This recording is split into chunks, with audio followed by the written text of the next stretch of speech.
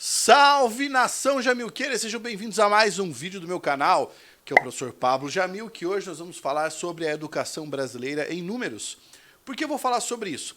Geralmente, quando eu estou num debate, num podcast, quando eu estou sendo entrevistado, falo sobre a educação brasileira e comumente sou confrontado por algumas pessoas que questionam os números de educação. Então, o que eu fiz? Um apanhado geral sobre alguns números de educação e eu vou discutir alguns desses números aqui. Vou falar sobre algumas propostas de educação, em relação à educação que já foram feitas, propostas de sucesso e elementos importantes para você refletir sobre a educação no país. Por quê? Uma das coisas mais comuns quando você está navegando na internet é você observar gente que não trabalha com educação, que não tem muita propriedade no assunto de educação, falar sobre educação. E fazem a famosa orelhada, citam de ouvido. Ouviram falar e aí, de repente, resolvem repetir a frase. O que nós vamos fazer aqui hoje é discutir um pouquinho sobre essas questões para que você tenha mais visibilidade, possa falar sobre isso numa redação, num debate ou coisa parecida. Enquanto o Carlão roda a vinheta, aqui do lado tem o botãozinho para você fazer a sua inscrição. Ajude-me a chegar ao número de 1 milhão de inscritos no canal, beleza? Faça a inscrição e ative as notificações. Roda a vinheta, Carlão!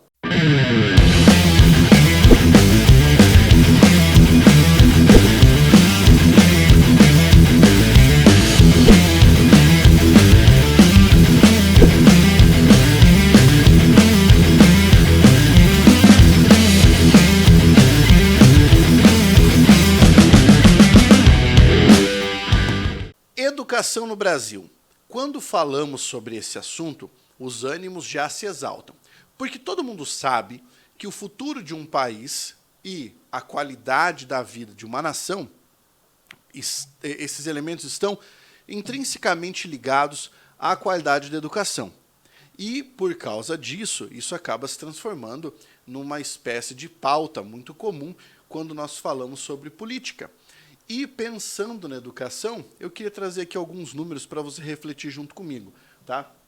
Tentei pegar os números da forma mais atualizada possível para falar sobre educação no Brasil. Então, alguns números que nós temos, considerando aquilo que você tem como publicação do IBGE, lembrando que o IBGE não conseguiu realizar os últimos censos no Brasil, peguei aqui informações da OCDE, peguei informações do MEC, do INEP, todos os organismos importantes que falam sobre educação. Para falar sobre educação, então, vamos começar aqui com alguns números. O Brasil, até 2020, tinha 11 milhões de analfabetos. Tá? Isso aqui é um número muito preocupante. Por quê? Porque você tem que considerar que aqui estamos falando de analfabetismo pleno. É aquela pessoa que não sabe ler ou escrever sequer o próprio nome. Então, uma pessoa que não tem o menor contato com o universo da escrita e da leitura. Esse é um número gigantesco e alarmante. E depois eu trago aqui uma distribuição no gráfico para você saber onde ficam as regiões com maior índice de analfabetismo. Uma região com um grande número de analfabetos significa que, de certa maneira, nós temos um problema, uma ausência do Estado em relação à política de alfabetização, seja de alfabetização infantil ou de alfabetização de jovens e adultos. E isso é algo que precisa ser contornado, porque não é admissível que em 2022 você ainda tenha um número tão grande de pessoas analfabetas em um país como o Brasil. Para você ter ideia, de 2008 a 2019, a redução do número de analfabetos no Brasil foi apenas de 0,2 pontos percentuais. Foi uma redução ínfima.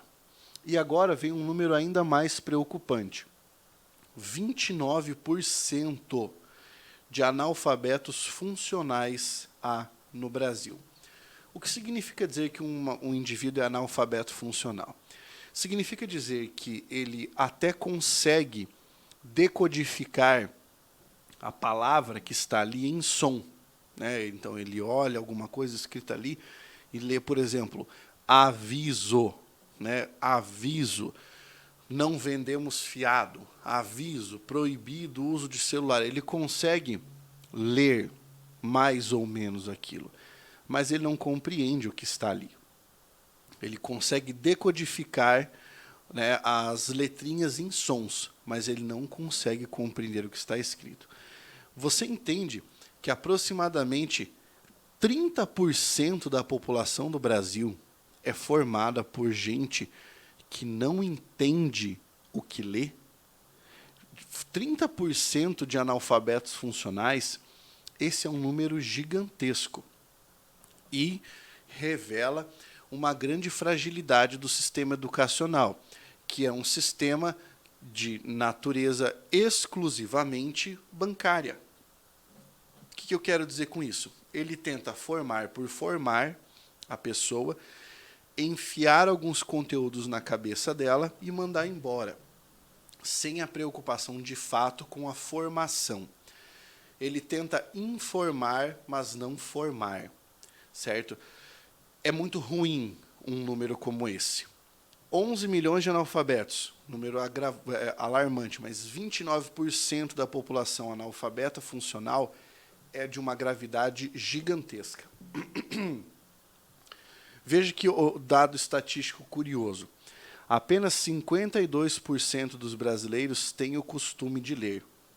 Isso significa que uma outra parcela gigantesca que está aí, livre, atuando na sociedade, né, vivendo a sua vida, participando ativamente das decisões, talvez até mesmo participando da vida política, não tem o hábito de ler.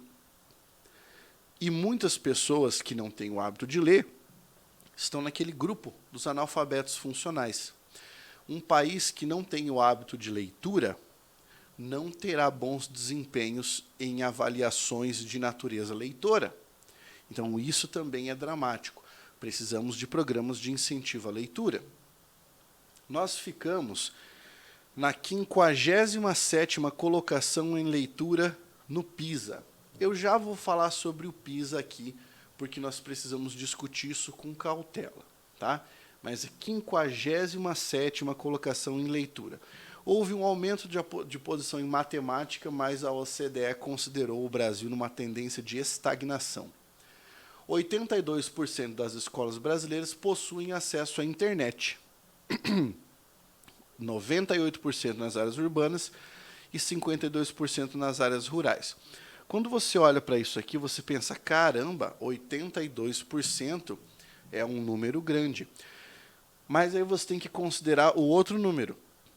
Aproximadamente 20% das escolas brasileiras, ambientes de estudo, de contato com o conhecimento, aproximadamente 20% não tem acesso à internet. E aí o aluno que vai para a escola para descobrir esse tipo de coisa, por exemplo, não tem. Ele é alijado desse universo. Isso é uma questão que nós ainda não resolvemos. Questão do acesso. E aqui eu só estou falando de números simples em relação a acesso. Eu não estou falando de acesso a materiais didáticos de qualidade, não estou falando de acesso a professores com formação e formação continuada, eu só falei de acesso à internet, certo? Depois disso, eu queria que vocês soubessem qual é o valor do piso salarial dos professores de educação básica no Brasil.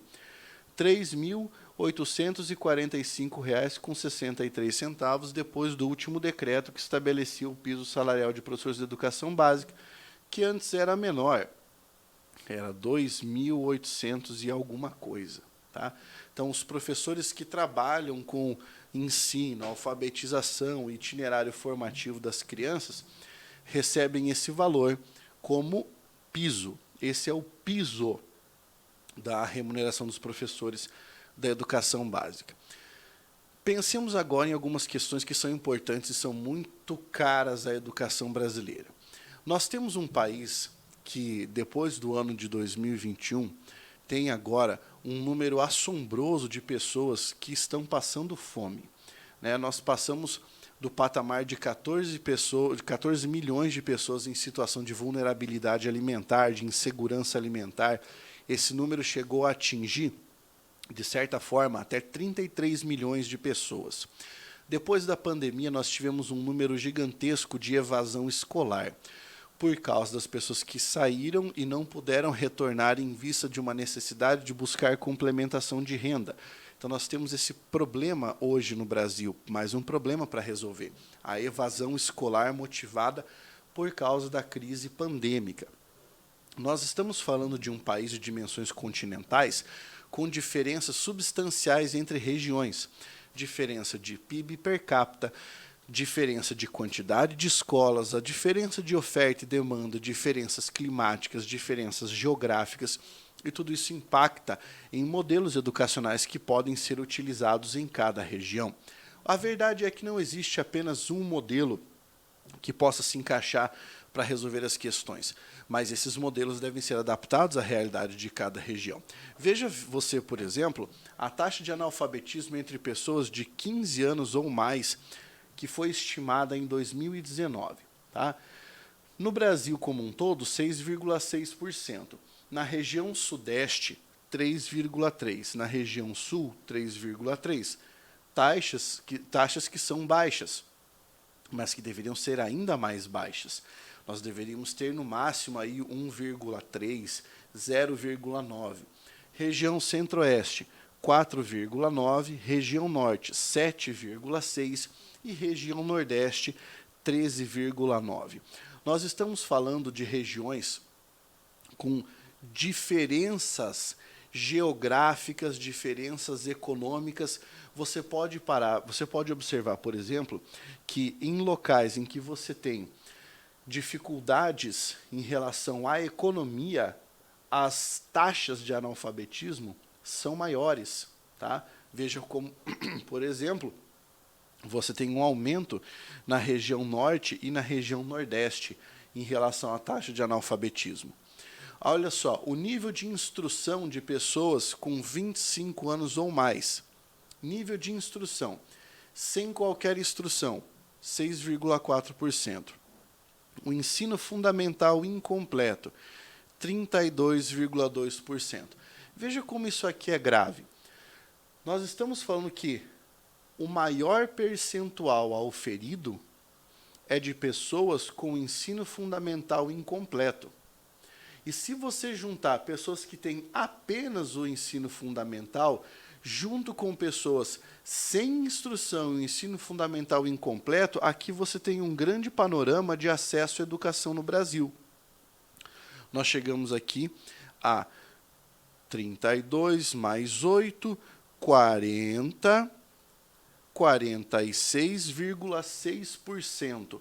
Quase metade, né, da população brasileira tem apenas até o fundamental completo, certo? O que seria até o 9º ano. 4,5% ensino médio incompleto, então evadiram antes do 3º ano do ensino médio. Ensino médio completo, 27,4%, esses daí são os que terminaram, mas não entraram na graduação. Que entraram na graduação, 4%, ensino superior completo, apenas 17% da população com mais de 25 anos, ou 25 anos ou mais, apenas esse patamar de gente com ensino superior completo. Você está notando quantas pessoas conseguem terminar o ensino superior no Brasil? Ou seja, terminar uma graduação é um número baixíssimo. E isso aqui vai refletir a quantidade de produção científica que nós temos no Brasil. De certa forma, também a qualidade, porque você precisa de muita ciência para produzir muita ciência de qualidade, certo? Você precisa de uma caminhada na ciência. Veja como os níveis educacionais no Brasil ainda são níveis pífios.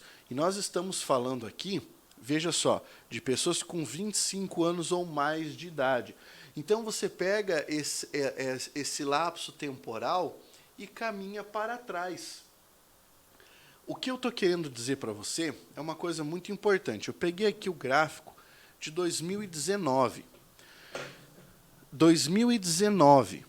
Se você pegasse o gráfico de 1999, esses números seriam muito piores.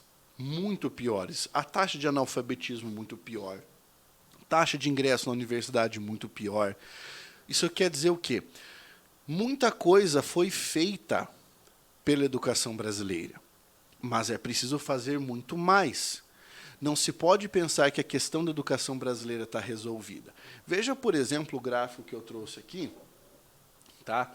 do PISA, que é um exame internacional, e daqui a pouco eu discuto essa questão. Olha só, a média dos países da OCDE e a média do Brasil. São 3 eixos avaliados no PISA. Leitura, matemática e ciências. Tá?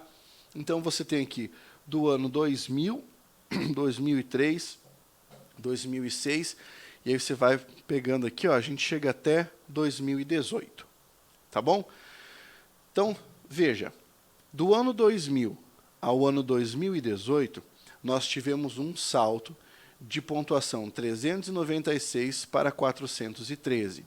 Olha onde está a média dos países da OCDE. Aqui. Você percebe relativa queda. Mas olha a diferença de 413 para 500, que é a média que está ali.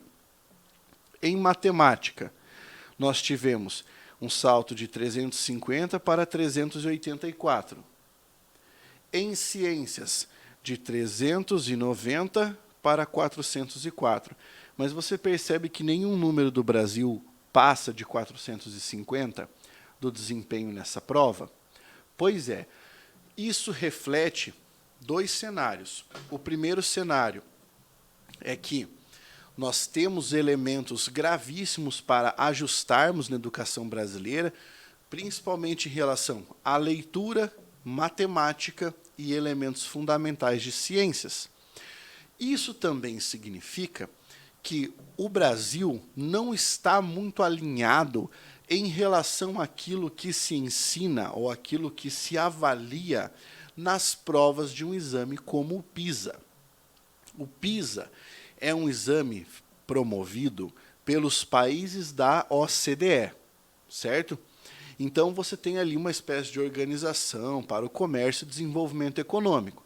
Mas eu gostaria de que você soubesse quais são os países que, pelo menos até o ano de 2020, estavam listados para fazer parte do PISA. Quem faz parte do PISA?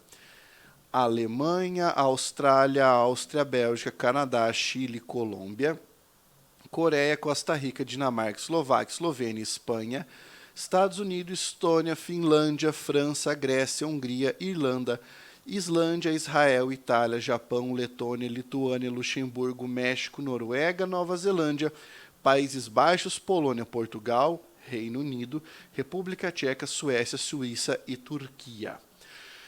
Muito bem. Observando esses países, você nota principalmente que vários desses países são países que têm um PIB bastante elevado.